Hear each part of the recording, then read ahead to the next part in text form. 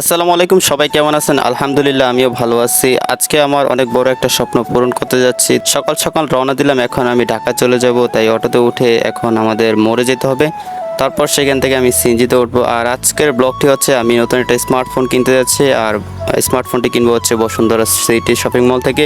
মোড়ে আসার পর সিএনজি পেয়ে গেলাম, এখন আমাকে গৌরপুর যেতে হবে। তো সিএনজিটা ওঠার পর দেখলাম পরিবেশটা খুবই সুন্দর, তাই আপনাদেরকে ভিডিও করে দেখাচ্ছে। আশেপাশে মেঘলা আকাশ ছিল, তো মেঘ আসবে আসবে এরকম একটা ভাব ছিল। তো আকাশটা দেখতে খুবই সুন্দর ছিল। তো ভিডিওটা কিন্তু কম দামে মোবাইল দিয়ে শ্যুট করে, তাই হয়তো তত একটা ক্লিয়ার না।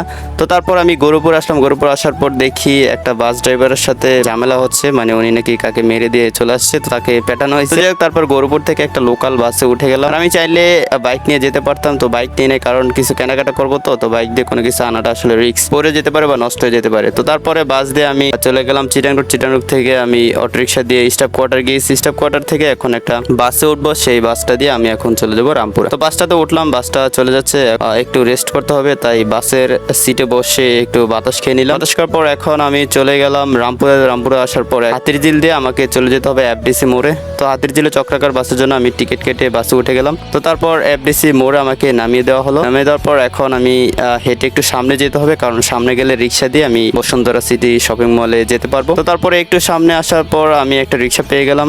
তো তারপর মামার সাথে দামাদামি করে 30 টাকা দিয়ে রিক্সায় উঠে গেলাম। তো এখান থেকে অল্প একটু জাস্ট রিক্সা দিয়ে যদি কোনো জ্যাম না থাকে 3 মিনিটের মতো সময় লাগে। তিনি সরাসরি আমাকে সিটি শপিং মলের সামনে নামাবে না, এর আগে আমাকে নামিয়ে দিবে গোল চত্বরের সামনে, কারণ ওখানে পুলিশের নিষেধ সামনে যাওয়া। তো তিনি সেটাই করেছেন, আমাকে নামিয়ে দিয়েছেন। নামিয়ে দেওয়ার পর আমি হাঁটতে হাঁটতে চলে গেলাম শপিং মলের দিকে। তো একটু হাঁটা হয়েছে, হাঁটার পর এখন শপিং মলের ভিতরে ঢুকার পালা, তাই আবার হাঁটতে হাঁটতে উপরে উঠতেছি। তো অবশেষে আমি শপিং মলের ভিতরে ঢুকে গেলাম। ঢুকে যাওয়ার পর আপনাদেরকে এরিয়াটা একটু দেখাচ্ছি। এই জায়গাটা খুবই ভালো লাগে, সবাই এখানে ফটোশুট করে যারা শপিং মলে শপিং করতে যায়। উপরে রাউন্ডে দেখুন কতটা সুন্দর। তো এখন আমাকে একটু উপরে যেতে, উপরে যাওয়ার পর আমি তাদেরকে ফোন দিলাম যেখান থেকে মোবাইল কেনার কথা। তো তারা বললো যে নিচে নাকি মোবাইল সবগুলো নিয়ে যাওয়া হয়েছে। তো আবার নিচে নামলাম, নামার পর একদম নিচে গ্রাউন্ড ফ্লোরে চলে গেলাম। আসার পর দেখলাম এখানে প্রচুর পরিমাণ ভিড়। বাইরে ভাই মানুষ যে কি পরিমাণ মোবাইলের অ্যাক্সেসরিজ কিনতেছে, মানে কি আর বলবো ভাই, এত ভিড়, প্রচুর বেচা কেনা তাদের দোকানে। যাই হোক, তো এখন ফাইনালি দোকানে চলে আসলাম এবং আমার সেই কাঙ্ক্ষিত ফোন ভিভো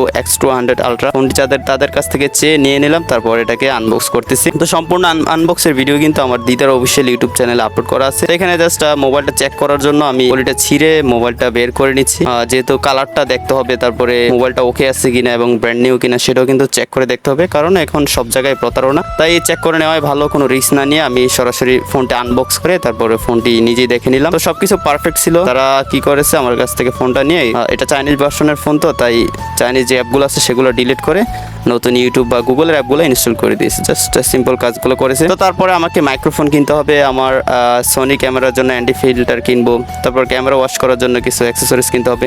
তো আমি একটা শপে চলে গেলাম। তো নাজমুল ভাইয়ের কাছে বললাম সব কিছু দেওয়ার জন্য, তিনি আমাকে সব কিছু দিল।